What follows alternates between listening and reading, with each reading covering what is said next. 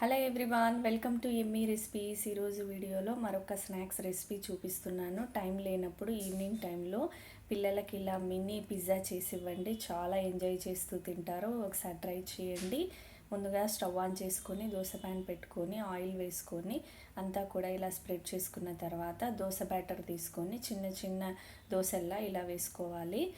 మందంగానే వేసుకోవాలి. పైనుంచి ఆయిల్ కూడా వేసేసుకొని ఇప్పుడు షెజ్వాన్ సాస్, టొమాటో సాస్ వేసుకొని అంతా కూడా ఒకసారి స్ప్రెడ్ చేసుకోవాలి మంచిగా. ఇలా అంతా స్ప్రెడ్ చేసుకున్న తర్వాత ఇప్పుడు మొజరెల్లా చీజ్, పైనుంచి మొజరెల్లా చీజ్ వేసుకోవాలి.